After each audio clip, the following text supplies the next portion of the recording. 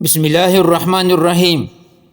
کفار نے ایک بار پھر اسلام کی دشمنی کا ثبوت دیا اور اپنے مذموم ارادوں کا اظہار کر کے مسلمانوں کی دل آزاری کی۔ یہ لوگ ہمیشہ سے اسلام کو مٹانے کی کوششیں کر رہے ہیں، حالانکہ اللہ جل شانہ نے کتنی مرتبہ اسلام کی حقانیت ان لوگوں پر واضح کر دی، لیکن یہ لوگ اسلام کے سمجھنے سے قاصر رہے۔ اللہ تعالیٰ نے ان لوگوں کو قرآن مجید میں ختم اللہ علی قلوبہم کے ساتھ مخاطب کر کے فرمایا ہے کہ اللہ تعالیٰ نے ان کے دلوں پر مہر لگایا ہے۔ اب ان لوگوں پر حق بات کا کوئی اثر نہیں ہوتا۔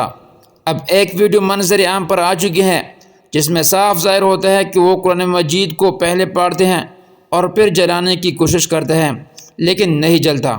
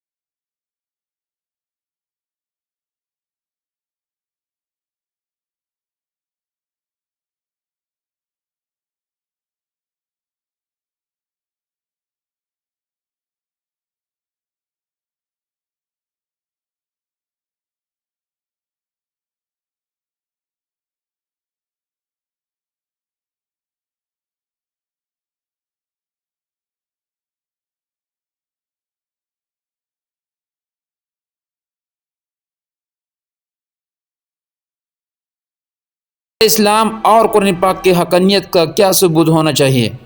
یہ وہ خبیث قوم ہے جو کبھی نبی کریم صلی اللہ علیہ وآلہ وسلم کی گستاخی کر کے کارٹون اور فلمیں بناتے ہیں، اور کبھی صحابہ کرام رضی اللہ تعالیٰ عنہ اجمعین پر لعن طعن کر کے تشہیر کرتے ہیں، اور کبھی ملالہ کی صورت میں شعار اسلام کا مذاق اڑایا جاتا ہے، اور کبھی نیا قرآن مجید لکھ کر لوگوں کو اپنی کتاب کی طرف دعوت دیتے ہیں۔ اور ہم لوگ اب بھی یورپین کو اپنا رول ماڈل بنا کر ان کو فالو کرتے ہیں۔ ہمارے لیے قرآن مجید سے بڑھ کر نہ کوئی کتاب اور نبی کریم صلی اللہ علیہ وآلہ وسلم سے بڑھ کر نہ کوئی اچھا لیڈر ہے۔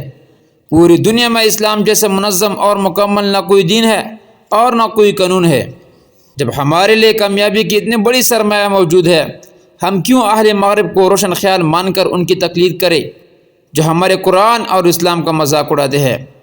آج سے عہد کریں کہ ہم اپنے قرآن اور اسلام کو مضبوطی سے پکڑ کر ان کی حفاظت کریں گے اور دنیا کے ہر کونے کونے تک اسلام کی پرچار کریں گے۔